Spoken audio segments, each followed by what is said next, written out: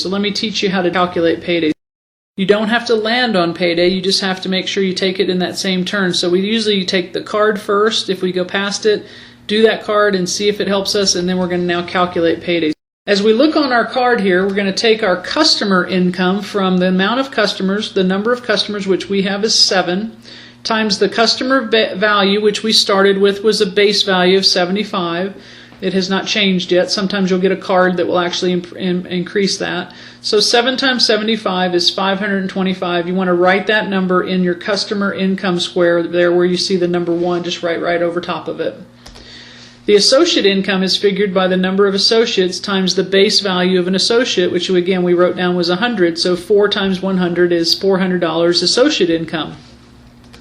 Our residual income is the total of both our customer income and our associate income. So this is not only the products and services we sell, but it's also the team members that are working with us. That's how we get our residual income total.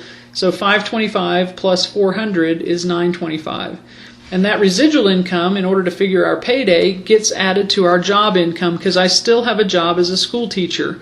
So we add that residual income to our job income and we get a total net income, or payday right now, our second payday, of $2,025. Now notice that we don't have any $5 bills in the game, so you're going to need to round that number up to the nearest 10. So as my payday right now, I'm going to be taking $2,030 from the bank for my second payday. So make sure you take your payday right now after you've calculated your residual income plus your job income, written that total into the net income square, then you take your cash from the bank for your second payday. Now there's a couple of things that we do at payday. So we actually need to connect and look at our residual income and see we've got $925 coming in. Are we able to meet any of our financial goals? And of course right here on the screen you can see that I can reach 2 of my financial goals. One is the new tires and the other is the car with that $925 there. As you look at being able to do this throughout the game, you may or may not, as you're beginning, your goals may be higher. They may cost more, or you may not want to finance them into a monthly payment. That's all fine. It may just take you a little bit longer to receive those goals, and want to make sure that when you do find that your residual income is able to meet and achieve your goals, I want you to make sure that during the gameplay you're making a lot of noise, clapping, high five, patting people on the back, because that acknowledgement and that recognition of reaching their goals is really very motivating for them. The emotion of seeing themselves receive those goals is a real key thing that you want to make a big deal about.